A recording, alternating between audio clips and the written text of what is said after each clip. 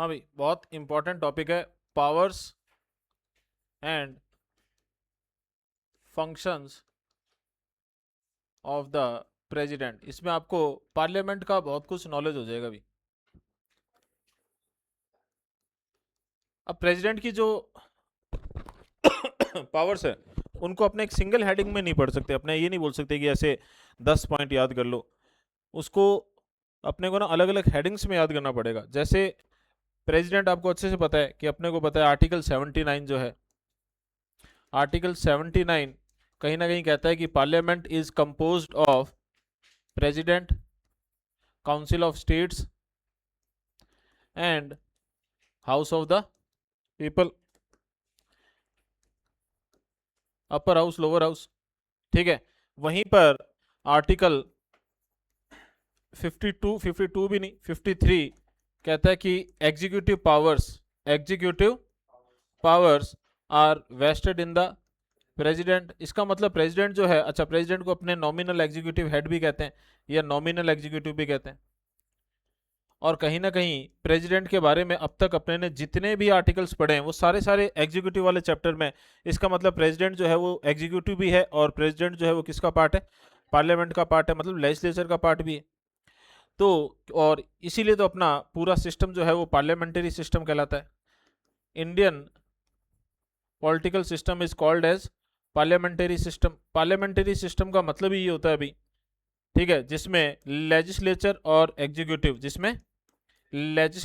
Executive में coordination and combination मिलता है। इसका जस्ट अपोजिट होता है कौन सा, प्रेसिडेंशियल सिस्टम। प्रेसिडेंशियल सिस्टम में ये दोनों क्या होते हैं, टोटली सेपरेट होते हैं, और यहाँ पर क्या दोनों आपस में अटैच होते हैं। तो इसलिए हम प्रेसिडेंट की पावर एंड फंक्शंस को जब पढ़ते हैं तो हम इसके एग्जीक्यूटिव फंक्शंस पढ़ेंगे, ठीक है, इसके लेजिस्लेटिव फंक्शंस पढ़ेंगे। भाई सीधी सिंपल सी बात है, कोई भी कानून है उसको एग्जीक्यूट करवाना है, या फिर आप तो इतना कॉमन सेंस बना लो, क्या कॉमन सेंस बना लो कि कोई भी चीज प्रेसिडेंट कर सकता है बिना कानून बनाए हुए, बिना लॉ बनाए हुए। जैसे फॉर एग्जांपल एक छोटी सी चीज कि सुप्रीम कोर्ट का जज जब अपॉइंट होगा, ठीक है, तो उस अपॉइंटमेंट लेटर पर किसके साइन होंगे, प्रेसिडेंट के साइन होंगे। गवर्नर जब अपॉइंट होगा तो उस पर किसके साइन होंगे, प्रेसिडेंट के साइन होंगे। तो लैंग्वेज भी अपने ऐसे ही पढ़ते हैं भाई, प्रेसिडेंट अपॉइंट्स द जजेस of supreme court, president appoints the governor, ठीक है। लेकिन जब उनको वो अपॉइंट कर रहा होता है, ठीक है, तब क्या कोई लोकसभा और राज्यसभा में वोटिंग वगैरह कुछ करवाई जाती है क्या, क्या कोई बिल पास करवाया जाता है क्या? इसका मतलब ये क्या है, एग्जीक्यूटिव है। इवन जब आपने सुना होगा कि किसी की फांसी की सजा माफ कर सकता है कौन, प्रेसिडेंट, पार्डनिंग पावर में आता ही, ठीक है, तभी वो चीज भी एग्जीक्यूटिव पावर ही है। क्यों? क्योंकि उसके लिए कोई भी लॉ नहीं बनाया जाता, कोई वोटिंग नहीं करवाई जाती, प्रेसिडेंट जो है वो करता है। अब इसमें एक और कंसेप्ट दिमाग में बैठा लो, क्या कि executive powers of the centre are vested in the president and he or she shall use this power by himself or through officers subordinate to him or her, whatever जो भी है, ठीक है, ये सबऑर्डिनेट ऑफिसर्स की help से करेगा। और आर्टिकल 74 साफ बोल देता है कि इन कामों के लिए एड और एडवाइस देने के लिए कौन होगा, काउंसिल ऑफ मिनिस्टर्स, और वो एड और एडवाइस माननी पड़ेगी किसको, प्रेसिडेंट को, ठीक है। तो इसका मतलब सिंपल सीधी सी बात है कि जितनी भी एग्जीक्यूटिव पावर्स है प्रेसिडेंट की, ठीक है, वो सारी इन रियल कर कौन रहा है, वो काउंसिल ऑफ मिनिस्टर्स कर रहे हैं। वो कौन कर रहे हैं, काउंसिल ऑफ मिनिस्टर्स। जैसे पार्डनिंग पावर है तो प्रेसिडेंट का फैसला नहीं होता है, वो इन रियल किसका फैसला होता है, काउंसिल ऑफ मिनिस्टर्स का फैसला होता है, ठीक है, ये ध्यान रखना भी।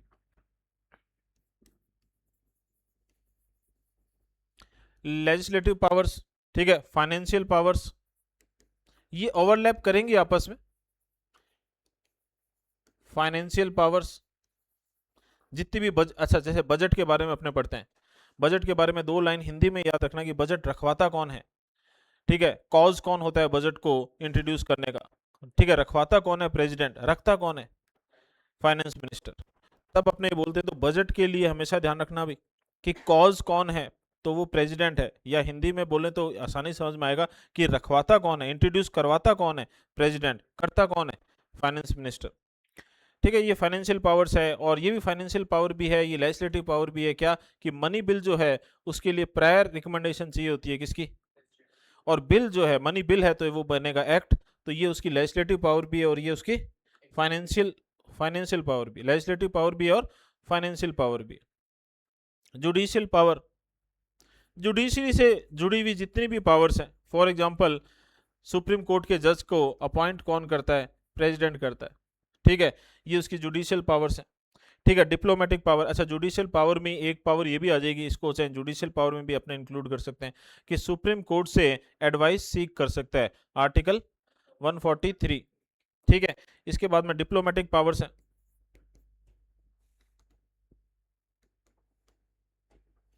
डिप्लोमेटिक पावर्स में क्या आएंगे भी, जितने भी डिप्लोमेट्स होते हैं, जितने भी डिप्लोमेट्स होते हैं, डिप्लोमेटिक पावर्स। आपने एक मूवी देख रही है क्या, आमिर खान की, जिसमें नसूरुद्दीन शाह भी है और सोनाली बेंद्रे भी है। आपको पता ही नहीं होगा सोनाली बेंद्रे कौन है, कोई पता है क्या? ठीक है, और सरफरोश, मूवी देखी है सरफरोश, नहीं देखी हुई? उसके अंदर लास्ट में देखना भी, लास्ट सीन के अंदर क्या होता है, एक पाकिस्तान का डिप्लोमेट होता है, और ये नसूरुद्दीन शाह जो होता है ना, वो मतलब आज़ादी के बाद पाकिस्तान चले जाते हैं, तो उनकी हवेली होती है, उस हवेली में लास्ट सीन होता है उसका, और वो एक तरीके से जासूस का काम कर रहा होता है, कौन, नसूरुद्दीन शाह।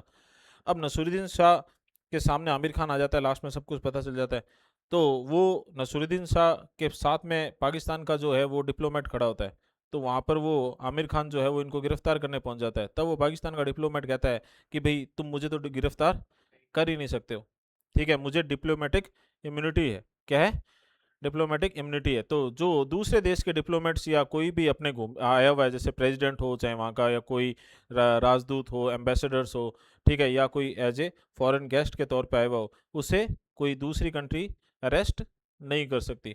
तो इस ये डिप्लोमेटिक इम्यूनिटी होती है अभी।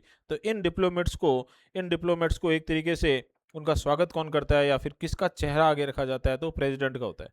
ठीक है, इनको अपॉइंट कौन करता है, जैसे बाहर अपने यहाँ से जो IFS, इंडियन फॉरेस्ट सर्विस में जाएंगे, तो ये कौन करेगा, प्रेसिडेंट करेगा। तो ये डिप्लोमेटिक पावर्स है। मिलिट्री पावर्स तो एक तो आपको पता ही है भी, क्या है ये, सुप्रीम कमांडर है, किसका, ठीक है, और युद्ध वगैरह जो है भले ही डिसाइडेड तो काउंसिल ऑफ मिनिस्टर या पार्लियामेंट से होता है, लेकिन युद्ध वगैरह खत्म हो गया या शुरू हो गया, उसकी पर साइन किसका होता है, प्रेसिडेंट का होता है। और एक इमरजेंसी पावर्स है,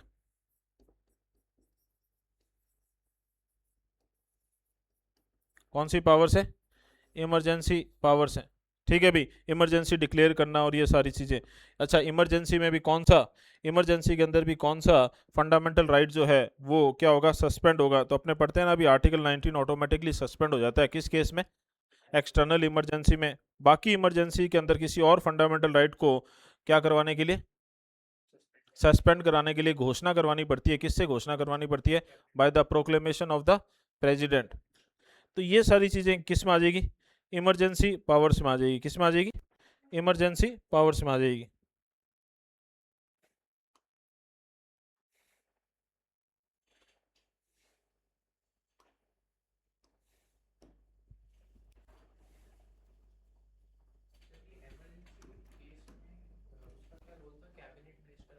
किसका, कैबिनेट की रिटर्न परमिशन के बाद ही इमरजेंसी घोषणा कर सकता है, पहले ऐसा नहीं था। ठीक है, और एक आ जाएगी, ये इमरजेंसी पावर्स भी हो गई, और एक अपने पावर के तौर पे कर सकते हो, या फिर सिचुएशनल डिस्क्रिशनरी पावर्स हैं, कौन सी है, डिस्क्रिशनरी पावर्स। डिस्क्रिशनरी पावर्स का मतलब क्या होता है भाई, हाँ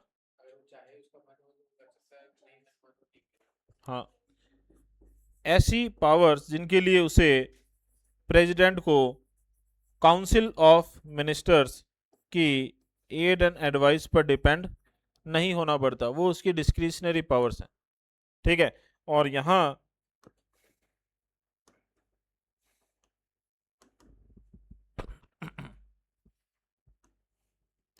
अपने बात करते हैं आर्टिकल 74 की।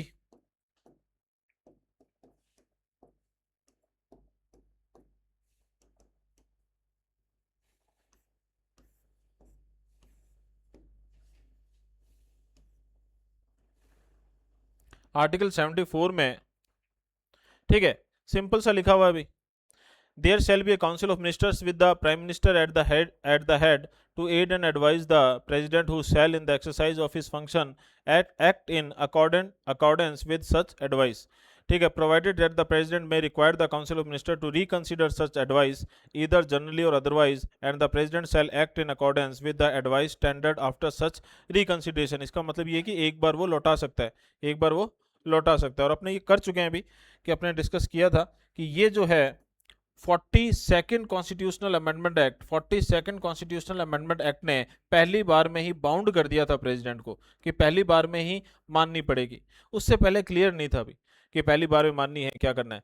तो 42nd ने क्या कर दिया, ये प्रोविजन ही यहाँ डाल दिया कि बाउंड कर दिया। लेकिन बाद में 44th ने, किसने, 44th कॉन्स्टिट्यूशनल अमेंडमेंट एक्ट ने 1978 ने इसने कहा कि नहीं, एक बार वो वापस लौटा सकता है। ये बिल को लौटाने वाली बात नहीं हो रही है, ये बिल को लौटाने वाली बात नहीं हो रही, ये एडवाइस को लौटाने वाली बात हो रही है। हाँ, बिल को भी लौटा सकता है वो, ऑर्डिनरी बिल को, वो एक अलग चीज़ है। एडवाइस मतलब यहाँ पे एग्जीक्यूटिव पावर्स में एडवाइस की बात हो रही है, ठीक है। तो एक बार वो लौटा सकता है, लेकिन जब ये एडवाइस वापस आएगी तो हो सकता है उसके अंदर कुछ चेंज हो सकता है उसके अंदर कोई चेंज ना हो, तो अब प्रेसिडेंट को मानना ही पड़ेगा। तो आपसे पूछ ली कि प्रेसिडेंट जो है वो एडवाइस को रिटर्न कर सकता है क्या, तो अपने कहेंगे हाँ, एक बार कर सकता है। ये प्रोविजन किससे एडअप हुआ है, 44th कॉन्स्टिट्यूशनल अमेंडमेंट एक्ट 1978 से। 42nd ने क्या किया था, उसको पहली बार के अंदर ही बाउंड कर दिया था, ठीक है। अब अपने आगे बढ़ते हैं भी। The question whether any and if so what advice was tendered by the minister, इस एडवाइस को आप जो है कोर्ट के अंदर चैलेंज नहीं कर सकते, ठीक है। वैसे भी कोर्ट के अंदर चैलेंज किसी एक्ट को किया जा सकता है, अभी एडवाइस दी है, इस चीज को अपने चैलेंज करने लग गए तो सरकार का काम करना मुश्किल हो जाएगा, ठीक है। तो ये जो है जुडिशियल रिव्यू से बाहर रखा गया इस चीज को। अब अपने यहां पर आर्टिकल 163 पढ़ते हैं अभी। तो आर्टिकल 163 ऐसी ही बात करेगा, इतना तो अपने को आइडिया है, किसके लिए बात करेगा, गवर्नर के लिए बात करेगा।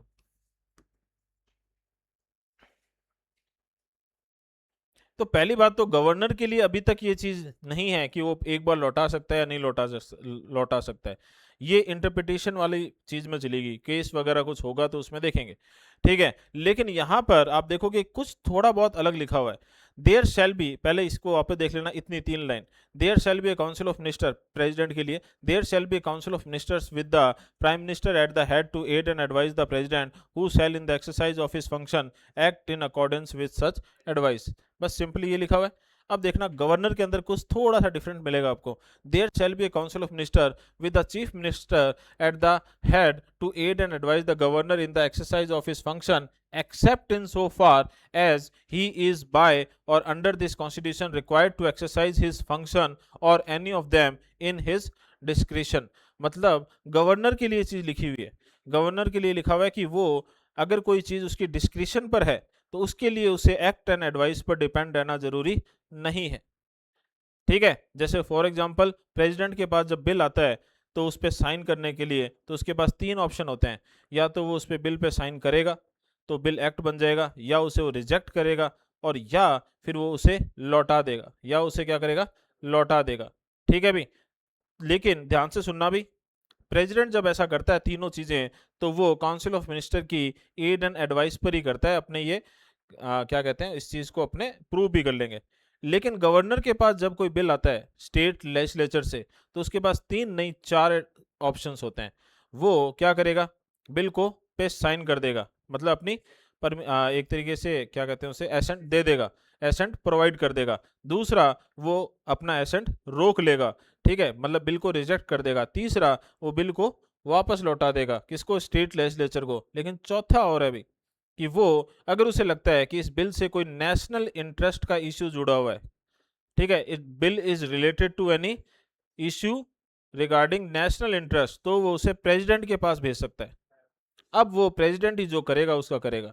तो ये जो चौथा ऑप्शन है, कि अगर इस ऑप्शन को यूज करने के लिए गवर्नर काउंसिल ऑफ मिनिस्टर की एड एंड एडवाइस पर होगा, तो कोई भी स्टेट की मिनिस्ट्री ये एडवाइस नहीं देने वाली कि इसको आप किसको भेज दो, प्रेसिडेंट को भेज दो। सीधी सिंपल सी बात है। तो ये चौथी चीज क्या है, उसकी डिस्क्रिशनरी पावर है और कॉन्स्टिट्यूशन में दी गई है। इसका मतलब यहीं से ही एक अपने दिमाग में कंसेप्ट बिठा लेना, क्या कि ये जो डिस्क्रिशनरी पावर है ये आपके सामने आएगी दो तरह की। कैसी आएगी? दो तरह की। ठीक है, एक सिचुएशनल, कि सिचुएशन ही ऐसी आ गई कि प्रेसिडेंट या गवर्नर को अपनी डिस्क्रिशनरी पावर यूज करनी पड़ रही है, तो वो होती है सिचुएशनल। ठीक है, वो कहीं भी दी हुई नहीं है। और एक होती है कॉन्स्टिट्यूशनल, कि कॉन्स्टिट्यूशन के अंदर प्रोविजन दिया गया है। ठीक है, लेकिन कॉन्स्टिट्यूशनल डिस्क्रिशनरी पावर केवल किसके पास होती है?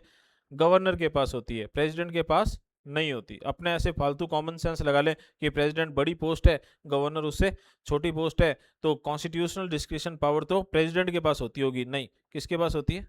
गवर्नर के पास होती है। सिंपल सीधी सी बात है। इसमें कॉमन सेंस लगाना ही है तो इस तरीके से लगाना कि कौन सी गवर्नमेंट को ज्यादा मजबूत रखना है? सेंट्रल गवर्नमेंट को।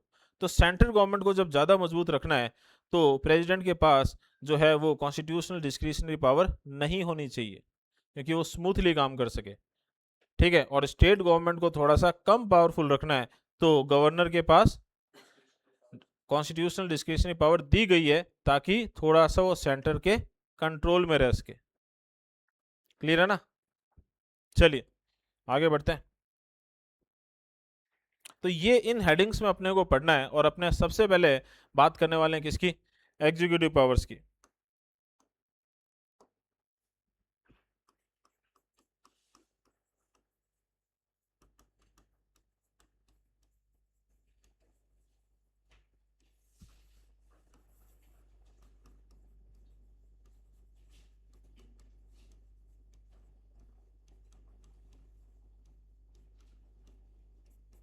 और एग्जीक्यूटिव पावर्स पढ़ने से पहले अपने को तीन आर्टिकल्स पता होने चाहिए। Article 53, 50, sorry, article 53, 74 and 77।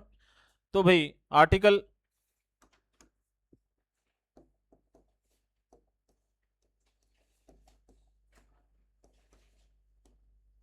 53, article 53 में तो अपने ऑलरेडी कर चुके हैं, तो इसको बहुत ज़्यादा डिटेल में नहीं जाने वाले। इतना सा तो याद रखो कि the executive power of the union shall be vested in the president and shall be exercised by him either directly or through officers subordinate to him in accordance with this constitution. ये कहाँ दिया हुआ है अभी? Article 53 में दिया हुआ है। ठीक है, तो एक तरीके से प्रेसिडेंट की एग्जीक्यूटिव पावर से रिलेट हो गया ये। ठीक है, और सब ऑर्डिनेट ऑफिसर्स जो यहाँ पे बोला गया है, ये वास्तव में किसकी बात हो रही है? काउंसिल ऑफ मिनिस्टर्स की बात हो रही है। क्लियर है? इसके बाद में आर्टिकल 74। तो आर्टिकल 74 में क्या दिया हुआ है कि भाई जब वहां पर दिया हुआ ना इन अकॉर्डेंस विद दिस कॉन्स्टिट्यूशन, तो ये है अकॉर्डेंस। अकॉर्डेंस का मतलब क्या है भाई? कि this there shall be a council of ministers with the prime minister at the head to aid and advise the president. मतलब सीधी सिंपल सी बात है कि ये जो एग्जीक्यूटिव फंक्शंस है जो प्रेसिडेंट करता है, वो किसकी एड और एडवाइस पे करता है? काउंसिल ऑफ मिनिस्टर की एड और एडवाइस पे करता है। ठीक है, और फिर आपने इसमें एक्स्ट्रा ध्यान रख लेना, 42 ने बोला कि पहली बार में एडवाइस माननी पड़ेगी। 42 ने बोला पहली बार में ही एडवाइस माननी पड़ेगी। और 44 ने क्या बोला? कि एक बार लौटा सकता है। अब अपने बात करते हैं आर्टिकल 77 की। क्या करो? एग्जीक्यूटिव में आएगा, वैसे अलग से भी आएगा। जुडिशरी में पढ़ सकते हैं अलग, या कहीं भी पढ़ सकते हैं, लेकिन वहाँ पे आपको मेंशन करवा दूंगा मैं कि पार्डनिंग पावर जो है इन रियल इसकी एग्जीक्यूटिव पावर ही होती है। मैंने कहा ना ओवरलैप करेंगी ये। अब देखो भाई, अगर आपसे ये पूछा, हालांकि अपने ने किया हुआ है ये, आपसे ये पूछे कि ये जो एग्जीक्यूटिव फंक्शंस हैं किसके? गवर्नमेंट के, ये किसके नाम पे किए जाते हैं? ठीक है, तो अपने दिमाग लगा लेंगे यार आर्टिकल 53 में दिया होगा। नहीं, कहाँ दिया हुआ है? आर्टिकल 77 में, conduct of business of the government of India, all executive actions of the government of India shall be express to be taken in the name of the president. किसके नाम पर किए जाएंगे? तो किसके नाम पे किए जाएंगे? प्रेसिडेंट के नाम पे किए जाएंगे। ये कहाँ दिया हुआ है? आर्टिकल 77 में दिया हुआ है। कहाँ दिया हुआ है? आर्टिकल 77 में दिया हुआ है, ये ध्यान रखना अभी। इसके बाद वाली चीजें भी आप थोड़ा बहुत याद कर सकते हो, जैसे orders and other instrument made and executed in the name of the president shall be authenticated in such manner as may be specified in rules to be made by the president। Simple सा मतलब है कि ये जो सरकार कैसे काम करेगी इसको लेकर जो रूल रेगुलेशंस हैं, ठीक है, वो भी कौन बनाएगा? प्रेसिडेंट ही बनाएगा। थोड़ा पढ़ना समझ में आ जाएगा। और the president shall make rules for the more convenient transaction of the business of the government of India and for the allocation or for the allocation among ministers of the said business. इसमें तीन चीजें आप याद रख लेना भाई। एक तो एग्जीक्यूटिव फंक्शंस जो है वो किसके नाम पे किए जाएंगे? प्रेसिडेंट के नाम पे किए जाएंगे, ठीक है, पहली चीज। दूसरी चीज इसमें क्या है कि गवर्नमेंट ऑफ इंडिया जो है वो कन्वीनियंट तरीके से अपना बिजनेस कर सके, मतलब अपना काम कर सके, इससे रिलेटेड रूल्स भी कौन बनाएगा? प्रेसिडेंट ही बनाएगा। और एक और एक्स्ट्रा चीज कि भाई ये जो मिनिस्टर्स हैं इनको एलोकेशन होंगे, क्या एलोकेशन होंगे? डिपार्टमेंट्स वगैरह किस तरीके से काम कैसे एलोकेट होंगे, ये चीज, इन चीजों को से रिलेटेड रूल्स भी कौन बनाता है? प्रेसिडेंट ही बनाता है। तो आज जाके तीन आर्टिकल्स पढ़ लेना, 53, 74 और 77। अब अपने बात करते हैं भी कुछ पॉइंट्स, सीधे सीधे पॉइंट्स को लेकर जो आपके इसमें बुक में भी मेंशन्ड है, तो इसमें कुछ एक्स्ट्रा चीज होगी वो अपने ऐड करते जाएंगे। तो भी सबसे पहले एग्जीक्यूटिव पावर्स में पहला पॉइंट दिया हुआ है और अपने को यहाँ लिखने की भी जरूरत नहीं है, वो all executive actions of the government of India are formally taken in his or her name. तो अपने कौन से आर्टिकल की बात हो रही है? आर्टिकल 77 की बात हो रही है कि प्रेसिडेंट के नाम पे किए जाते हैं। अगला है he or she can make rules specifying the manner in which orders and other instrument made, कि ऑर्डर और दूसरे इंस्ट्रूमेंट कैसे बनेंगे, कैसे एग्जीक्यूट होंगे, इनसे रिलेटेड जो इनसे रिलेटेड जो रूल्स है वो भी कौन बनाएगा? प्रेसिडेंट ही बनाएगा। तो ये भी 77 में हमने सेकंड क्लॉज में पढ़ा, ठीक है। He or she can make rules for more convenient transaction of business of the union government and for allocation of the said business among the minister। तो मतलब ये जो अपने बुक पढ़ रहे हैं इसके अंदर जो पहले तीन पॉइंट हैं वो तीन पॉइंट नहीं है एक्चुअली में, वो आर्टिकल 77 के, किसके? आर्टिकल 77 के तीनों क्लॉजेज हैं। पहले पॉइंट में ये दिया हुआ है कि इसके नाम पे किए जाएंगे, दूसरे पर यह दिया हुआ है कि ऑर्डर्स एंड इंस्ट्रूमेंट किस तरीके से बनाए जाएंगे, किस तरीके से एग्जीक्यूट होंगे, इनसे रिलेटेड रूल्स बनाने की पावर भी किसके पास है? प्रेसिडेंट के पास है। और तीसरे पॉइंट में यह दिया गया है कि गवर्नमेंट कैसे कन्वीनियंट तरीके से ईजीनेस के साथ काम कर सकती है, इसको लेकर रूल बनाने की पावर भी प्रेसिडेंट के पास है। और मिनिस्टर्स को कैसे डिपार्टमेंट्स या उनके काम एलोकेट किए जाएंगे, इनसे रिलेटेड रूल्स बनाने की पावर भी किसके पास है? प्रेसिडेंट के पास है, ठीक है भाई। तो ये तो हो गया आर्टिकल 77। इसके बाद में नेक्स्ट है he or she appoints the prime minister and other ministers, they hold office during his or her pleasure, ठीक है भाई। तो प्रेसिडेंट जो है वो अपॉइंट्स करता है या अपॉइंट करता है, किसको अपॉइंट करता है? PM and council of ministers को।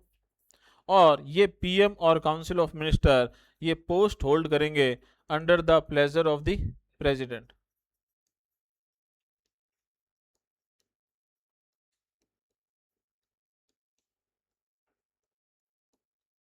ठीक है भाई, under the pleasure of the president. इसको भी याद ही कर लेना भाई। आर्टिकल 75 की बात हो रही है एक्चुअली यहाँ पे।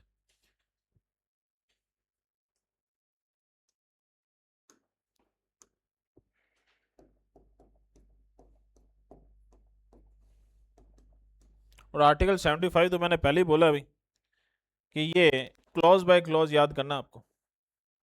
तो सबसे पहला 75 का फर्स्ट क्लॉज क्या कह रहा है? The prime minister shall be appointed by the president and other ministers shall be appointed by the president on the advice of the prime minister, ठीक है भाई। अब एक सीधी सिंपल सी बात है, यहीं पर थोड़ा यूं समझ लेना भाई कि चुनाव हुए हैं, जनरल इलेक्शन हुए हैं, ठीक है, और लोकसभा के इलेक्शन हुए हैं, अलग अलग पार्टीज के पास अलग अलग सीट आई है, कोई ऐसी पार्टी है जिसके पास 300 सीटें आ गई, या 273 या 273 से प्लस आ गई, कितनी भी आ गई, ठीक है, तो सीधी सिंपल सी बात है, प्रेसिडेंट को अच्छे से पता है कि मुझे इस पार्टी को क्या करना है, इनवाइट करना है, इसके लीडर को इनवाइट करना है, क्या किस लिए इनवाइट करना है, डिनर के लिए, पीएम बनाने के लिए, किसके लिए पीएम बनाने के लिए, ठीक है, तो पीएम तो वो उसे क्या करेंगे, वो पीएम उसको पीएम के रूप में अपॉइंट कर देंगे, ठीक है, पानी गिर रहा है क्या, इधर हो जाओ थोड़ा सा, कोई नहीं, हाँ भाई ध्यान से सुनना भाई, तो वो उसे पीएम के रूप में क्या कर देंगे, अपॉइंट कर देंगे, ठीक है, अब पीएम के रूप में अपॉइंट कर देंगे, फिर वो प्राइम मिनिस्टर जो है वो बताएगा, वो बताएंगे कि किसको मिनिस्टर, मतलब ये कि हमारे जो भी जितने हुए लोग हैं हम में से किसको मिनिस्टर बनाना है, तो उनको एज ए मिनिस्टर अपॉइंट कर देंगे, कौन करेगा, प्रेसिडेंट करेगा, ठीक है, लेकिन यहीं पर आप ये ध्यान से सुनना, अगर किसी के पास क्लियर मेजोरिटी नहीं है, किसी के पास क्लियर मेजोरिटी नहीं है, ठीक है, तो मतलब 273 सीट्स क्लियरली नहीं है किसी के पास, क्लियर है, और एक पार्टी है जिसके पास 240 या 245 सीट्स आ गई, एक पार्टी है 180 सीट्स आ गई, ऐसे करके जो है मैंडेट क्या हो गया, बंट गया, ठीक है, अब प्रेसिडेंट के पास डिस्क्रिशनरी पावर आ गई, इसे कहते हैं सिचुएशनल डिस्क्रिशन, ठीक है, अब प्रेसिडेंट जो है उसको लगेगा ना कि यार ये जो है प्राइम मिनिस्टर, ये इसके पास मेजोरिटी क्या कर सकता है, ये मैनेज कर सकता है, तो वो उसको क्या करेगा, as a prime minister appoint कर देगा, और उसको एक टाइम देगा, वो उस टाइम पीरियड के बाद वहाँ उसको मेजोरिटी क्या करनी पड़ेगी, हाँ गेन नहीं, एक तरीके से शो करनी पड़ेगी, ठीक है, कि हाँ भाई फिर वोटिंग होगी, और उसमें वोटिंग में 273 से ज़्यादा लोगों ने उसके लिए हाँ कर दी, तो मतलब हाँ वो सरकार आगे चल जाएगी। जैसे अटल बिहारी वाजपेयी जो है उनकी एक 13 डेज की गवर्नमेंट थी, 13 दिन की सरकार, तो वो क्यों हुई थी भी, तो वो यही था कि प्रेसिडेंट को लगा था कि ये मैनेज कर लेंगे, इसलिए उन्होंने अटल बिहारी वाजपेयी को as a prime minister appoint कर दिया और उनको टाइम दिया, लेकिन 13 दिन बाद अटल बिहारी वाजपेयी को लगा कि मैनेज नहीं हो पाएगी, तो उन्होंने क्या कर दिया, रिजाइन दे दिया, ठीक है, तो ये ध्यान रखना भाई, तो इसी से आप कुछ ना कुछ डिस्क्रिप्शन का समझ जाओगे कि भाई अब मौका ही ऐसा आ गया कि अब प्रेसिडेंट को कुछ ना कुछ अपने खुद के हिसाब से ही क्या करना पड़ेगा, डिसाइड करना पड़ेगा, नहीं सिचुएशनल डिस्क्रिप्शन में आएगी, जिस जिस पार्टी के पास मेजोरिटी आ गई उसको तो करना ही पड़ेगा, फिर वो कहेगा डिस्क्रिप्शन, क्या करो भाई, पार्टी तो चूज करेगी, लेकिन पार्टी जब चूज करेगी तो वो जिसके पास मेजोरिटी है वही तो करेगी, ऐसे तो पता चलेगी 99 सीटें कांग्रेस के पास आएगी, वो भी कह देगी नहीं हमने भी चूज कर लिया हमारा प्राइम मिनिस्टर, तो उसको बना देंगे क्या वो, तो वो पार्टी कौन सी होगी, वो तो अब नहीं चूज कर सकते ना प्रेसिडेंट, उसको तो उन्हीं पार्टी का मानना पड़ेगा, हाँ उसी को ही प्राइम मिनिस्टर बनाना पड़ेगा जिसको पार्टी ने अपना लीडर चूज किया, लेकिन बाई चांस मान लो प्राइम मिनिस्टर की डेथ हो जाए, जैसे जवाहरलाल नेहरू जो है उनकी डेथ हो गई थी 1964 में, उस समय कांग्रेस ने अपना कोई क्लियर लीडर अपॉइंट नहीं किया था, तो उस कंडीशन में एक बार प्रेसिडेंट ने क्या किया, एक्टिंग प्राइम मिनिस्टर बना दिया, किसको, गुलजारी लाल नंदा को, उसके बाद कांग्रेस ने अपना लीडर किसको चूज किया, लाल बहादुर शास्त्री जी को, तब प्रेसिडेंट को उनको ही अपॉइंट करना पड़ा और उनको ही अपॉइंट करना पड़ता, ठीक है, फिर उनकी डेथ हुई तो सेम कंडीशन आ गई, लेकिन जब इंदिरा गांधी की डेथ हुई थी तब भी एक ऐसी सिचुएशन क्रिएट हुई थी, उस समय कांग्रेस ने राजीव गांधी को अपना क्लियर लीडर घोषित किया नहीं था, लेकिन स्टिल उस समय के जो प्रेसिडेंट थे उन्होंने राजीव गांधी को सीधा डायरेक्ट प्राइम मिनिस्टर ही अपॉइंट कर दिया था, एक्टिंग प्राइम मिनिस्टर की जगह, तो ये डिस्क्रिशन होता है कि आपकी मर्जी है किस तरीके से करोगे, ठीक है, लेकिन फाइनली मेजोरिटी होनी चाहिए, चाहे वो मैनेज करके आए चाहे वो आपके पास पहले से आए। अब इसमें ध्यान रखना भी, ये 1A और 1B तो अपने बाद में पढ़ेंगे और आपको अच्छे से पता है कि ये किससे रिलेट करते हैं, एंटी डिफेक्शन लॉ से। सेकंड पॉइंट क्या लिखा हुआ है, सेकंड क्लॉज क्या लिखा हुआ है, the minister shall hold office during the pleasure of the president, pleasure of the president का मतलब इतना सा है भाई कि वो कोई भी पोस्ट जिसे अपॉइंट कौन करता है, प्रेसिडेंट करता है, अपॉइंट कौन करता है, प्रेसिडेंट, और उसको हटाता भी प्रेसिडेंट ही है, लेकिन उनको हटाने का कोई स्पेसिफिक प्रोसेस नहीं दिया हुआ, बिना प्रोसेस के हटा सकता है, एक साइन से हटा सकता है, एग्जीक्यूटिव ऑर्डर से हटा सकता है। तो अगर अगर किसी पार्टी के पास या प्राइम मिनिस्टर की जो गवर्नमेंट है, किसी भी कोई भी गवर्नमेंट है, उनके पास मेजोरिटी नहीं है, तो अब क्या प्रेसिडेंट उनसे पूछेगा कि आपको हटा दूंगा मैं? नहीं, वो एक साइन से उनको क्या कर देगा, हटा देगा। इसलिए वो अंडर द प्लेजर काम करते हैं। लेकिन अंडर द प्लेजर वाली सिचुएशन तभी आएगी जब मेजोरिटी नहीं होगी। मेजोरिटी वाली गवर्नमेंट को नहीं हटा सकता। हाँ, लेकिन किसी भी मिनिस्टर को हटा सकता है। और मिनिस्टर को हटाने के लिए बोलेगा कौन? प्राइम मिनिस्टर बोलेगा। कौन बोलेगा? Prime minister. मान लो प्राइम मिनिस्टर कहा कि इन मिनिस्टर को हटा दो, तो वो उसी टाइम ही साइन किया और वो हट गए। इसको अपॉइंट कर दो, तो वो अपॉइंट हो गया।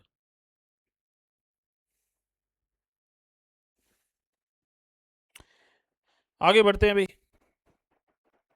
ही और सी अपॉइंट, अब अपने सीधा सा अपॉइंटमेंट की बातें और ये तो सीधी सीधी करते जाते हैं। ठीक है भाई। अटॉर्नी जनरल को कौन अपॉइंट करता है?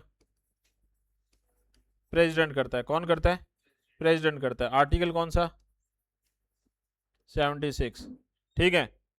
अगला, गवर्नर, गवर्नर्स को कौन अपॉइंट करेगा? प्रेसिडेंट करेगा। ठीक है। आर्टिकल कौन सा? 155। कौन सा? 155। ये भी याद रख लेना भाई। इसके बाद आगे बढ़ते हैं भाई। Attorney general of India determine his or her remuneration. The attorney general hold office. अच्छा, अटॉर्नी जनरल भी अंडर द प्लेजर काम करेगा। अटॉर्नी जनरल भी अंडर द प्लेजर काम करेगा। ठीक है भाई। गवर्नर भी अंडर द प्लेजर काम करेगा। ठीक है। अब यहां पर अपने एक कंसेप्ट लेते हैं छोटा सा, ध्यान देना भी इधर। अंडर द प्लेजर,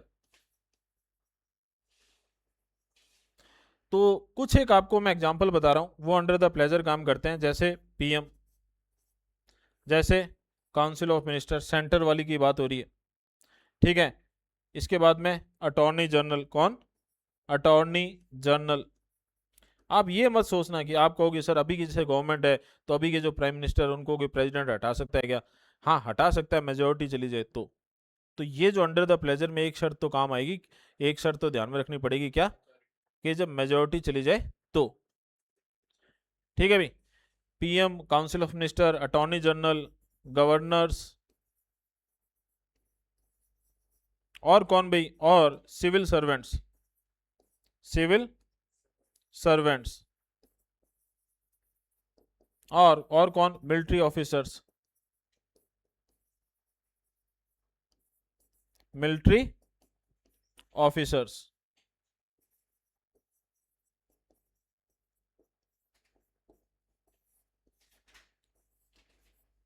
आर्टिकल 310 में दिया हुआ है ये अंडर द प्लेजर काम करते हैं भाई।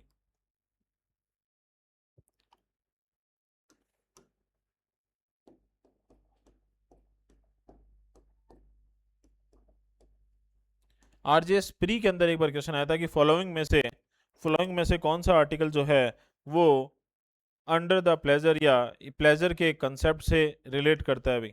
तो वो करता है भाई कौन सा? 310 ही ना? हाँ, 310।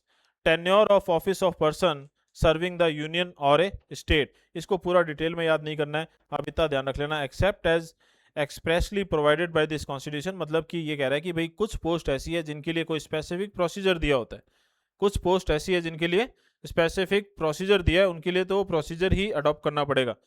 ठीक है। Every person who is a member of defence service or of a civil service of the union or of all India services or holds any post connected with defense or any civil post under the union hold office during the pleasure of the president। साफ लिखा हुआ है कौन से article में?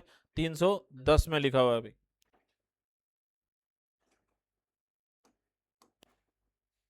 तो इसमें आप सिविल सर्वेंट के साथ एक और चीज याद रख लेना, हालांकि ऑल इंडिया सर्विसेज, हालांकि सिविल सर्वेंट याद रख लोगे तो ऑटोमेटिकली ये चीज़ याद रह जाती है। ऑल इंडिया सर्विसेज का मतलब इतना ही है भी कि जो जितने भी सिविल सर्वेंट्स होते हैं या सिविल सर्विसेज होती है सेंटर की, उसमें 3 सर्विसेज को ऑल इंडिया सर्विसेज में इंक्लूड किया हुआ है। कौन कौन सी? आईएएस ऑफिसर, आईपीएस और इंडियन फॉरेस्ट सर्विसेज। ठीक है, इंडियन फॉरेस्ट सर्विसेज शुरू से नहीं थी, बाद में ऐड हुई थी। और इसी में आप फिर राज्यसभा की पावर्स में चले जाओगे, बाद में कभी करेंगे। लेकिन इतना याद रख लेना कि किसी भी सर्विस को ऑल इंडिया सर्विसेज में इंक्लूड करने की एक्सक्लूसिव पावर किसके पास होती है? राज्यसभा के पास होती है, लोकसभा के पास नहीं होती। अकेली राज्यसभा के पास, उसे एक रेजोल्यूशन पास करना पड़ता है।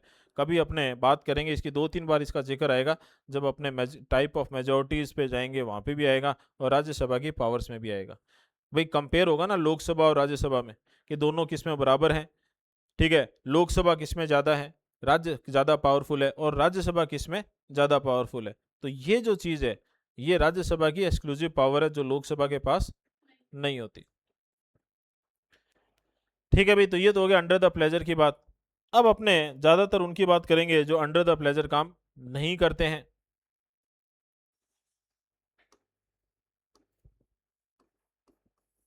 तो प्रेसिडेंट अपॉइंट करेगा किसको?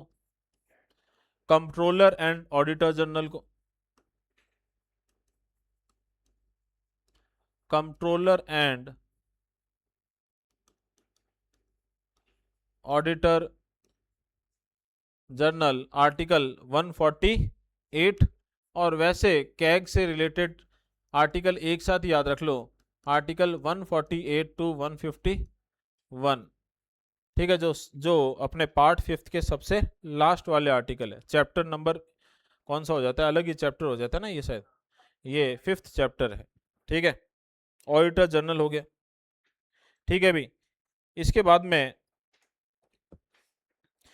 he or she appoint the comptroller and auditor general, article 148, chief election commissioner and other election commissioners।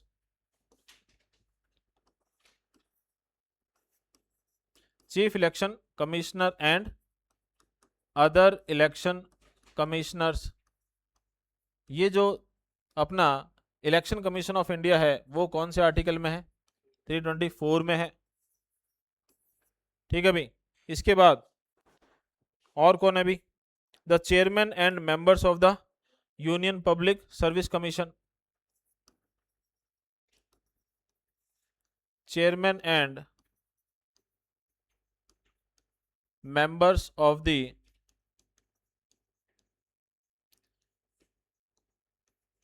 UPSC, union public service commission.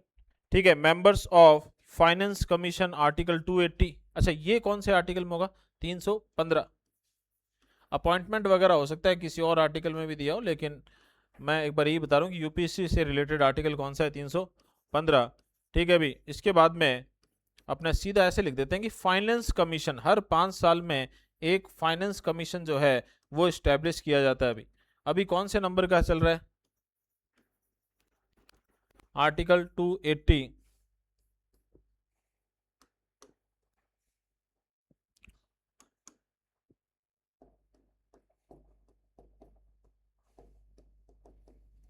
Rajasthan से ये जुड़ जाता है ना करंट अफेयर्स, यहाँ पे फाइनेंस कमीशन। पहला तो याद होगा केसी नियोगी। फर्स्ट कौन है? केसी नियोगी। ठीक है, फाइनेंस कमीशन का काम क्या होता है? अभी फाइनेंस कमीशन का काम होता है कि जो सेंटर की टैक्सेस से क्या हुई है, रेवेन्यू जनरेट हुआ है, कमाई हुई है, उसको वो स्टेट्स के साथ कैसे डिवाइड करेगा। जैसे फॉर एग्जांपल जो अभी जो चल रहा है, 16th वाले की चल रही है शायद रिकमेंडेशन, अभी देख लेंगे। तो 16th वाले की रिकमेंडेशन से वो ये है कि 41 + 1% जो है वो स्टेट के साथ क्या करेंगे? डिवाइड करेंगे। अब 41 + 1 क्यों बोला हुआ है? 1% अलग से जम्मू कश्मीर को दिया हुआ है। तो कुल मिला के 42% जो है वो सेंटर अपनी कमाई का किसके साथ डिस्ट्रीब्यूट करता है? 42%, मतलब एक तो 58 तो खुद रख लेगा, और 42 किसको दे देगा? स्टेट्स को दे देगा। स्टेट्स की खुद की कमाई भी होती है, लेकिन यहाँ से भी मिलेगा। तो कितना तय किया हुआ है? 42%। ठीक है भाई, तो ये किसकी रिकमेंडेशंस होती हैं? फाइनेंस कमीशन की। ठीक है, तो पहला जो फाइनेंस कमीशन था वो कौन सा था? केसी नियोगी उसके चेयरमैन थे। तो बट ऑब्वियस 5 साल के लिए आता है। कितने साल के लिए? 5 साल के लिए। ठीक है, और अभी जो चल रहा है, अच्छा अभी 16 चल रहा है, सॉरी। ठीक है, तो अभी जो रिकमेंडेशन चल रही है 15th वाले की होगी फिर वो। अभी 15th जो था वो एनके सिंह। ठीक है भाई, और 16th जो है वो कौन है? अरविंद पनगड़िया। ये जो अरविंद पनगड़िया हैं, ये राजस्थान से रिलेट करते हैं। अभी जब अपने नीति आयोग बना था, कब बना था? 1 जनवरी 2015 को। ठीक है, तो उसके फर्स्ट वाइस चेयरमैन कौन थे? यही थे भी। चेयरमैन तो कौन होते हैं? पीएम। ये कौन थे? Vice chairman. ठीक है भी। और अभी रिसेंट का जो फाइनेंस कमीशन है, उसके चेयरमैन है कौन से नंबर वाले के? 16th वाले के।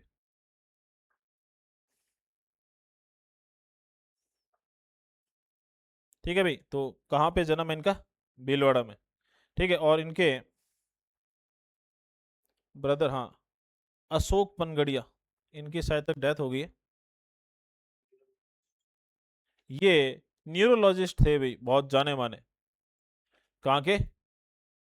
ये जयपुर में थे, basically Sawai Mansingh medical college में। फेमस न्यूरोलॉजिस्ट थे, पद्मश्री अवार्डी भी है। ठीक है भाई, भाई भाई पढ़ाई करते थे, टाइम वेस्ट नहीं करते थे। ठीक है, एक इतनी बड़ी पोस्ट पे पहुंच गए, दूसरे एक तो चले गए इकोनॉमी के फील्ड में, और दूसरे कहाँ चले गए? ठीक है भाई।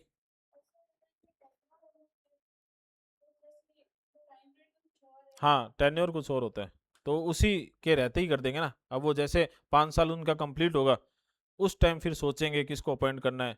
इससे अच्छा यही है ना, अपॉइंट पहले करके रख दो, ताकि वो अपनी रिपोर्ट बनाना शुरू कर दें।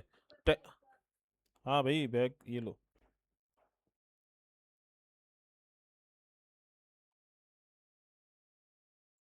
ये रिपोर्ट बनाना तो अभी से शुरू कर देंगे ना। रिपोर्ट देंगे, रिकमेंडेशन 26 से 31 तक काम में आएगी। 26 को मान लो पीछे वाले की तो रिकमेंडेशन खत्म होगी। अब उसके बाद वो ये इनको बनाएंगे, फिर वो 1 साल में रिपोर्ट बनाएंगे। 1 साल में अपने करेंगे क्या? रिपोर्ट तो 2-3 साल में बनेगी। ठीक है भाई। तो इसी वजह से अपॉइंटमेंट अलग होता है और टाइम पीरियड अलग होता है भाई। ये टाइम पीरियड किसका है? ये टाइम पीरियड का मतलब है कि इनकी रिकमेंडेशन जो है वो कब लागू होगी? 26 से 31 के बीच में।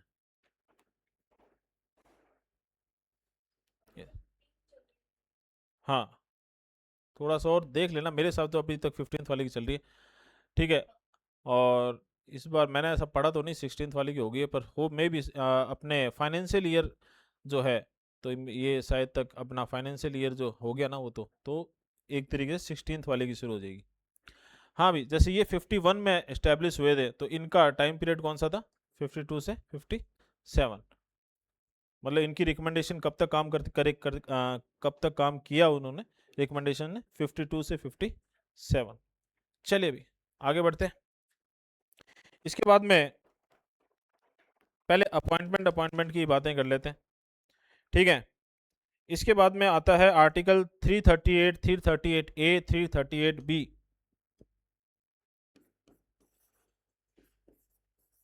अच्छा, 338 से पहले भी एक और अपॉइंटमेंट की बात करते हैं।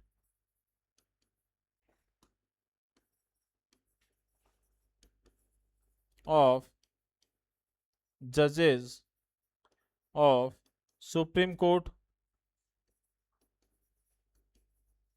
And high courts, article 125 and article 214। Clear है भाई? हाई कोर्ट के जजेस को अपॉइंटमेंट लेटर में भी किसके साइन होते हैं? ठीक है। इसके बाद में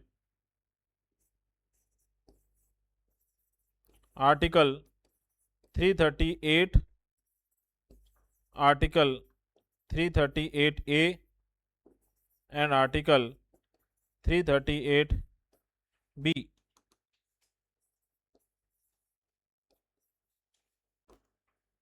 हाँ भाई, 338 में क्या है? National commission for SC, national commission for ST, और national commission for backward classes. ठीक है भाई। लेकिन यहां ध्यान रखना भाई, ओरिजिनली आर्टिकल 338, ओरिजिनली आर्टिकल 338 जो है, उसमें national commission for SC and ST हुआ करता था। एक ही था ये। 89th constitutional amendment act 2003। कौन सा? 89th कॉन्स्टिट्यूशनल अमेंडमेंट एक्ट 2003 ने इसको क्या कर दिया, सेपरेट कर दिया, और सेपरेट करने के बाद एक नया आर्टिकल स्टैब्लिश कर दिया, ठीक है, और उसमें एसटी वाला भेज दिया अभी उधर। तो नेशनल कमीशन फॉर एसटी अलग हो गया इससे। किसने किया अलग?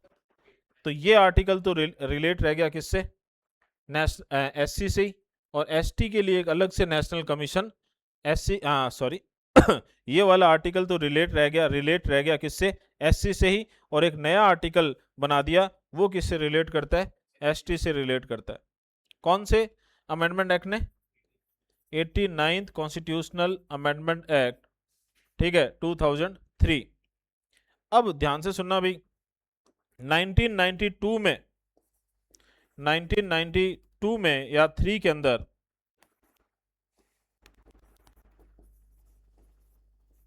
एक स्टैचुरी मतलब लॉ बनाकर इस्टेब्लिश किया गया था, national commission for backward classes on the recommendation of the, या डिसीजन ऑफ किसकी डिसीजन को मानते हुए या किसकी रिकमेंडेशंस को मानते हुए, सुप्रीम कोर्ट की। कौन से केस में? Indira Saune versus union of India 1992, जिसे कौन सा केस कहते हैं? मंडल केस कहते हैं। किसके अगेंस्ट में आया था? ओबीसी रिजर्वेशन के अगेंस्ट में। क्लियर अभी? तो ये केस आया था, उसमें सुप्रीम कोर्ट का डिसीजन आया था, अपने ने पूरा डिटेल में पढ़ा हुआ है। उसी में ही national commission for backward classes, supreme court ने कहा था कि एक स्टैचुरी कमीशन स्टैब्लिश करो। स्टैचुरी मतलब कानून बनाकर। तो national commission for backward classes act बनाया होगा 1992 का, और उस एक्ट से एक बॉडी स्टैब्लिश कर दी। लेकिन अभी रिसेंटली कौन सा अमेंडमेंट एक्ट है जिससे इसे कॉन्स्टिट्यूशनल स्टेटस मिल चुका है? क्योंकि अभी तो अपने लिखा है आर्टिकल 338 बी में है ये, तो अब ये स्टैचुरी बॉडी नहीं है, अब ये कॉन्स्टिट्यूशनल बॉडी है। कौन सा एक्ट है अभी, कौन सा अमेंडमेंट एक्ट है? 100 के बाद मिलेगा आपको।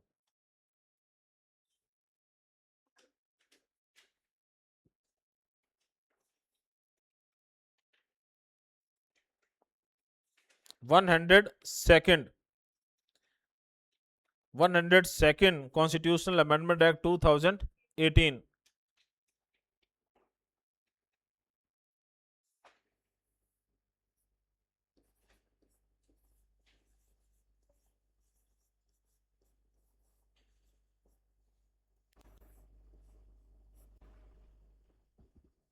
क्लियर है?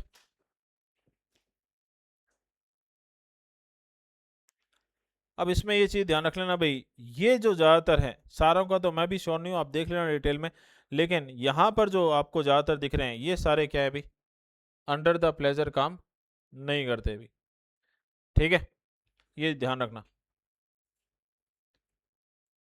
क्योंकि इनको क्या रखना पड़ता है, खासतौर से इनको कंट्रोलर और ऑडिटर जनरल को, इलेक्शन कमीशन और इनको, ठीक है, chairman and member of the UPSC को, इन सबको, और जजेस को सुप्रीम कोर्ट और हाई कोर्ट के, इनको क्या रखना पड़ता है, इंडिपेंडेंट रखना पड़ता है। किससे? एग्जीक्यूटिव से। क्या रखना पड़ता है? इंडिपेंडेंट रखना पड़ता है। किससे? एग्जीक्यूटिव से। यहाँ पर एक छोटा सा कंसेप्ट है अभी, अपने याद करेंगे इस चीज को कि भाई, एक तो अंडर द प्लेजर कौन काम करता है ना, सॉरी, अंडर द प्लेजर कौन काम नहीं करता है, करने वालों का तो अपने लिस्ट याद कर ली, ठीक है।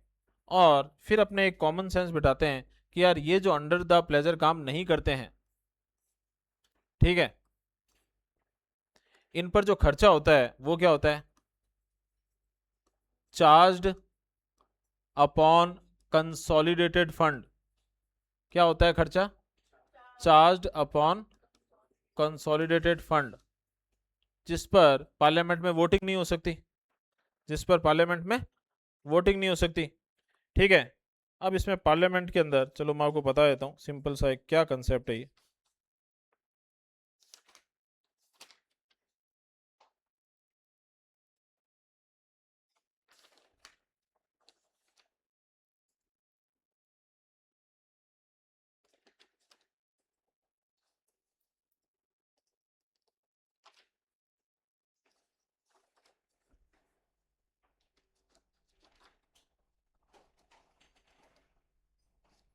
हाँ भाई, ध्यान से सुनना।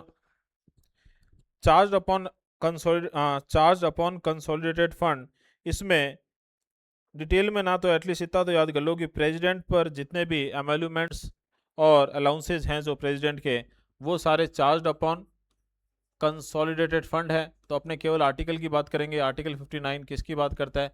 प्रेसिडेंट की बात करता है। इसके बाद में आर्टिकल 97, ये भी चार्ज अपॉन कंसोलिडेटेड फंड है। ठीक है, 97 किसकी बात करता है? हाँ भाई, किसकी बात करता है ये? चेयरमैन, डेप्यूटी चेयरमैन, किसकी? चेयरमैन, डेप्यूटी चेयरमैन, स्पीकर, ठीक है भाई, एंड डेप्यूटी स्पीकर।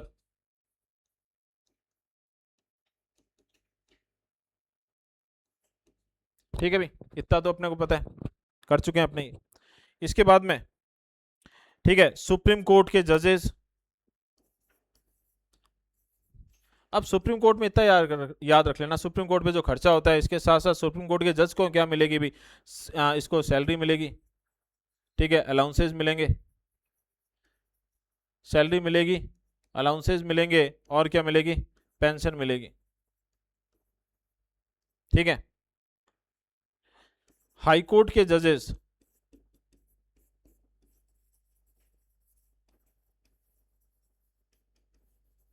क्योंकि अपने कौन से कंसोलिडेटेड फंड की बात कर रहे हैं? सेंटर के कंसोलिडेटेड फंड की बात कर रहे हैं। ठीक है, तो हाई कोर्ट के जजेस की salary allowances charge upon consolidated fund नहीं होती है क्या? होती है, लेकिन वो जिस स्टेट में अपॉइंट होता है उसके उसके कंसोलिडेटेड फंड पर चार्ज होती है। लेकिन जैसे वो रिटायर हो जाएगा तो सेंटर वाले पर हो जाएगी पेंशन। क्लियर है? इसके बाद में यूपीएससी। अभी इतना ऐसे क्या लेना है भाई, ऐसे ध्यान कर लेना कि यूपीएससी पे जितना भी खर्चा होता है। इसके बाद में कैग, कैग हो गया, यूपीएससी हो गया। ठीक है, तो इसमें कैग लिख देते हैं, कैग। ठीक है, इसके बाद में कोई भी डेप्ट जो ली हुई है या किसी जजमेंट से हम कोर्ट पे आ गया कि आपको इस पर्टिकुलर पर्सन को या इस इंस्टीट्यूट को या किसी को इतना पैसा देना पड़ेगा, जजमेंट के अंदर आ गया, डिक्री के अंदर आ गया, ऑर्डर के अंदर आ गया, तो भाई अपने कह सकते हैं कि जो अपने ऊपर डेप्ट है, मतलब भाई सीधी सिंपल सी बात है कि अपने को लोन चुकाना है। और दूसरा क्या है भी, कोई भी जुडिशियल जजमेंट के थ्रू अपने को पैसा देना है, तो वो तो देना ही पड़ेगा, उसमें कम ज़्यादा कर नहीं सकते। ठीक है, इसके बाद में एक expenditure declared by the parliament. Parliament भी आगे चलकर कोई एक्सपेंडिचर क्या कर सकती है? डिक्लेयर कर सकती है।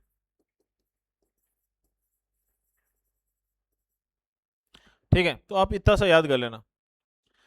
अब अपने बात करते हैं कि अंडर द प्लेजर कौन काम नहीं करता है।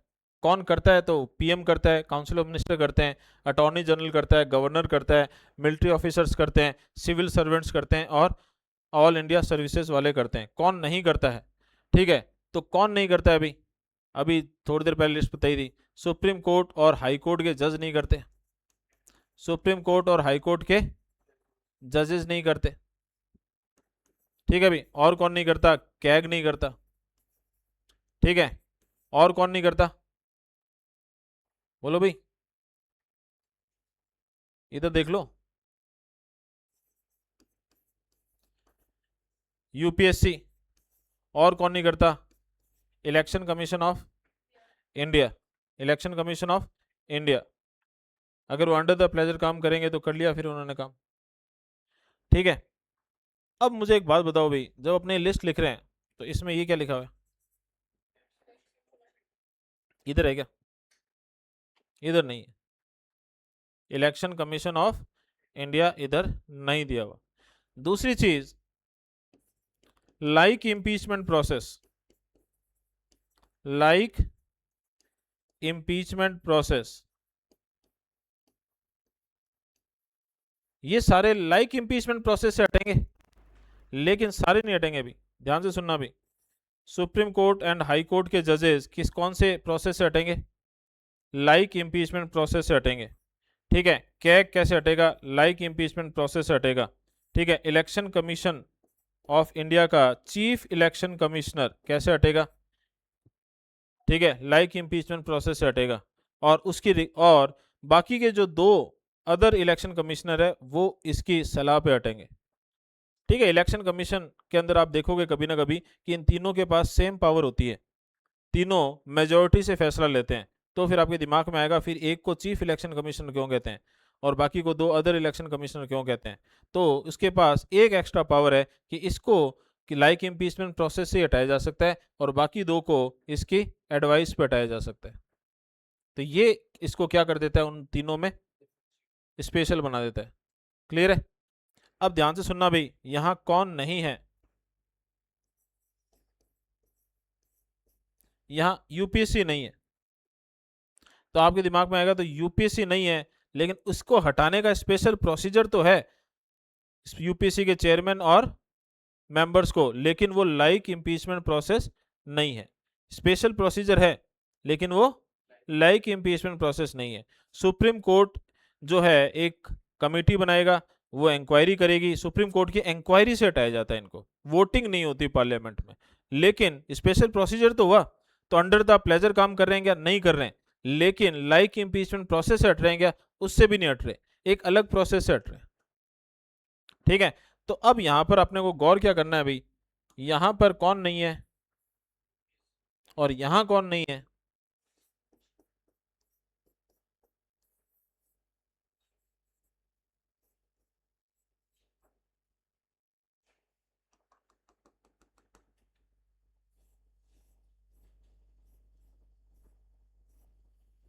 ये कंसेप्ट दिमाग में बिठा लेना भाई, यहाँ पे यूपीसी नहीं है और इधर कौन नहीं है। ठीक है, अब अपने आगे बढ़ते हैं, दो तीन पॉइंट बचे हैं, उसके बाद लेजिस्लेटिव पावर्स आएगी, वो बाद में करेंगे। हाँ भाई,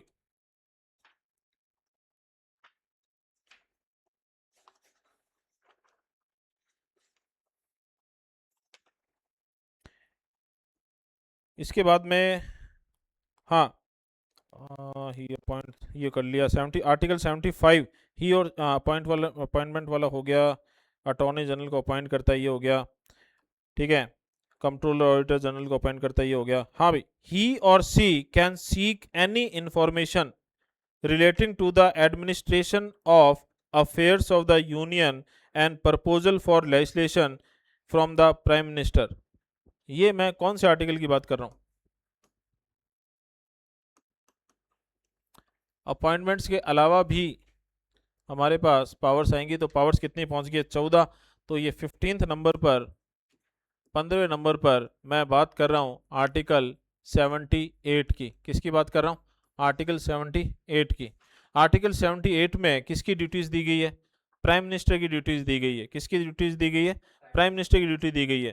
देखो तीन चीजें दी गई है अभी, क्या कि प्राइम मिनिस्टर प्रेसिडेंट को इंफॉर्मेशन सेंड करता है। कौन सी इंफॉर्मेशन? एडमिनिस्ट्रेशन और एग्जीक्यूटिव प्रोसेस से रिलेटेड, लेजिस्लेचर और सॉरी लेजिस्लेटिव और एडमिनिस्ट्रेटिव प्रोसीजर से रिलेटेड। ठीक है भाई, कब अपने आप करता है? पहला, इसके क्लॉज है 3, अपने आप करता है।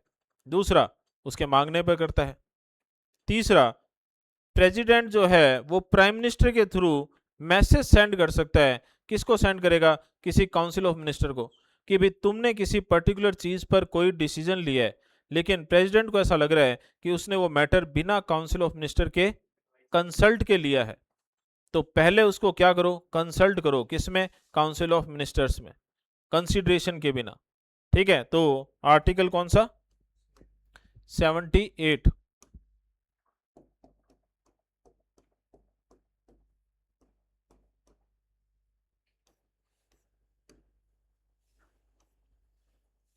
देखो सिंपल सा है अभी, तीन चीजें अपने आप। ठीक है भी, to communicate to the president all decision of the council of ministers relating to administration of the affairs of the union and proposal for legislation, मतलब लेजिस्लेटिव और एडमिनिस्ट्रेटिव डिटेल्स उसके मांगने पर, टू फर्निश सच इन्फॉर्मेशन, अपने आप भेजेगा, उसके मांगने पे भेजेगा। और तीसरा क्या है भी, if the president so requires to submit for the consideration of the council of minister any matter on which a decision has been taken by minister but which has not been considered by the council, मतलब consideration के बिना ही ले लिया गया है। और यहां पर अपने को वापस से एक बार आर्टिकल 75 पे जाना पड़ेगा।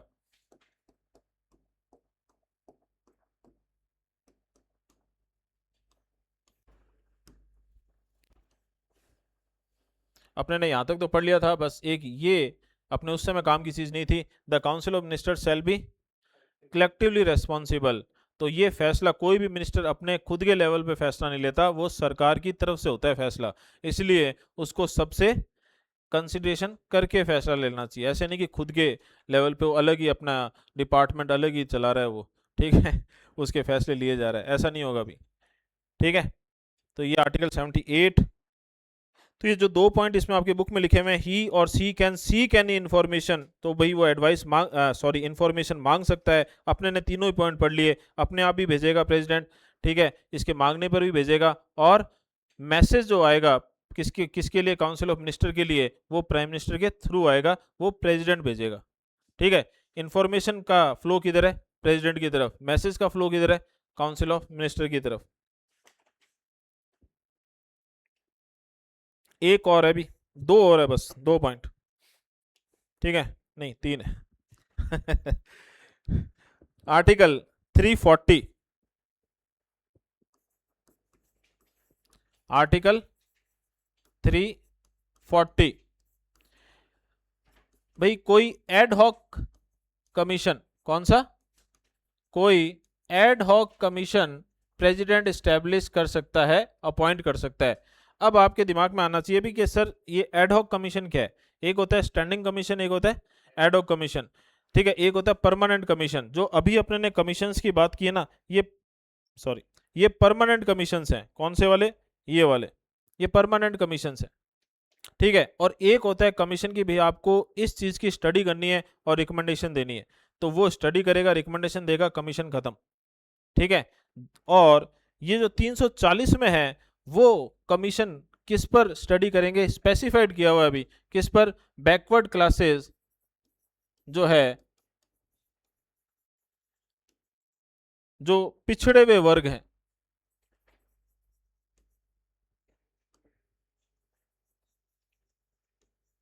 ठीक है, उन पर स्टडी करेगा और उन पर रिकमेंडेशन देगा।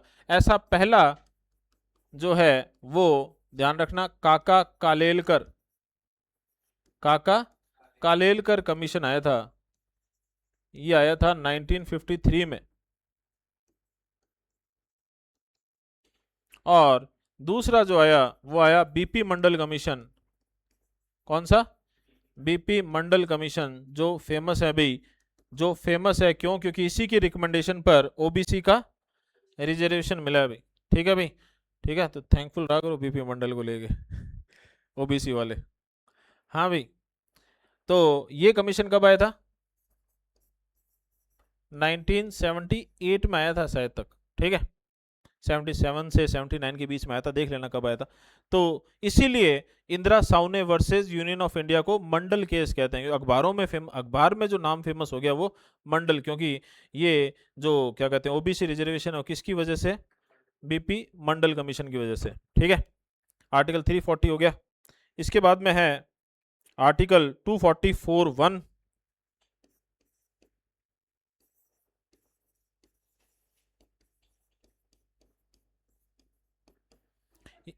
हाँ 244 बेसिकली।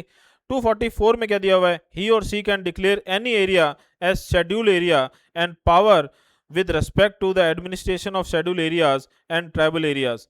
तो भाई सीधी सिंपल सी बात है, किसी भी एरिया को, भाई आपसे कोई पूछे कि ये शेड्यूल एरियाज और ट्राइबल एरियाज क्या होते हैं, तो इनकी कोई प्रॉपर डेफिनेशन नहीं है, लेकिन आपसे पूछे किसके हाथ में पावर होती है ये, तो ये प्रेसिडेंट के हाथ में पावर होती है। मतलब वो एक एग्जीक्यूटिव ऑर्डर से किसी भी एरिया को शेड्यूल एरिया घोषित करना हो, ट्राइबल एरिया घोषित करना हो, इसके लिए कोई एक्ट बनाने की जरूरत है क्या, दिमाग में बिठा लेना भाई ये चीज़। किसी भी एरिया को शेड्यूल एरिया डिक्लेयर करना हो या ट्राइबल एरिया डिक्लेयर करना हो तो एक्ट बनाना पड़ेगा क्या, नहीं, एग्जीक्यूटिव एक्शन से होता है ये। हाँ एक सेकंड, शेड्यूल एरिया और ट्राइबल एरिया, हाँ बोलो क्या कह रहे हो, नहीं, और लास्ट है आर्टिकल 263, ठीक है भाई। इंटर स्टेट काउंसिल जो होती है, क्या होती है, इंटर स्टेट काउंसिल,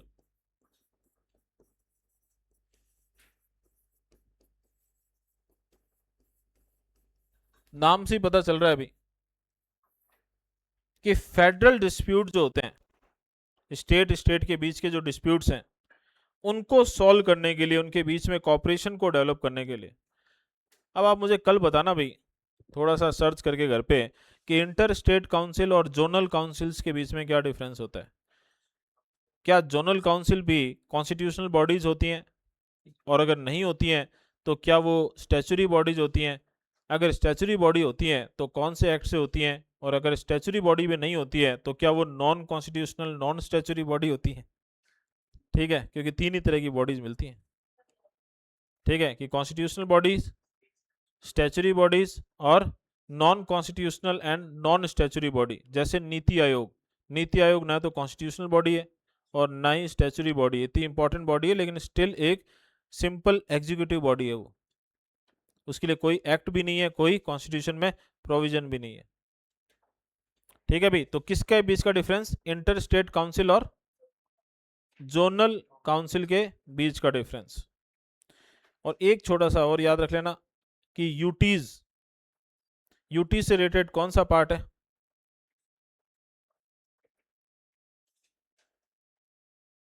9th के पहले मिलेगा कि बाद में मिलेगा, पहले मिलना चाहिए, 8th पार्ट है। तो पार्ट 7th कहाँ खत्म होता है, 230। भाई देखो, इसको देखने की जरूरत नहीं है, पार्ट 7th आर्टिकल 238, और वो रिपील्ड हो गया। पार्ट 7th रिपील्ड हो गया, उसके अंदर एक ही आर्टिकल था, article 238, 7th constitutional amendment act, 7th constitutional amendment act 1956 से रिपील्ड हो गया। तो इसका मतलब पार्ट 8 जो यूटी से रिलेट, भाई सीधी सिंपल सी बात है, सेंट्रल गवर्नमेंट, स्टेट गवर्नमेंट, उसके बाद में पंचायती राज से पहले यूटी भी तो समझाएंगे ना आपको पहले। तो यूटी पार्ट 8th में, क्योंकि 7th है ही नहीं। अब 7th में 238 एक ही आर्टिकल था, तो बट ऑब्वियस है 8th में 239 होगा। ठीक है, और पार्ट 9th की वो अजीबोगरीब कहानियाँ 243 में है, क्योंकि वो 243 ए बी सी डी चलेंगे वो। तो इसका मतलब 242 तक होगा ये। कहाँ तक है, 240, वो भी रिपील हो चुका है, तो 241 तक है बेसिकली, 242 आर्टिकल रिपील हो चुका है। तो आप यूं समझ लो कि भाई 239 से आर्टिकल 242, लेकिन 242 रिपील्ड है, तो 239 से लेकर 241। यूटीज के बारे में ध्यान से सुन लेना भाई, यूपीएससी प्री के अंदर आया हुआ क्वेश्चन है कि ये जो यूटीज हैं are directly administered by the president. अभी इतना ही ध्यान रखो, बाद की बातें। ठीक है, तो ये schedule areas are directly administered by, ये इनको लेकर पावर किसके पास होती है, प्रेसिडेंट के पास होती है। वैसे यूटीज को लेकर भी पावर किसके पास होती है, प्रेसिडेंट के पास होती है। ठीक है, और यूटी पार्ट 8 आर्टिकल 239 से लेकर 241 तक, क्योंकि 242 क्या हो गया, रिपील्ड हो गया।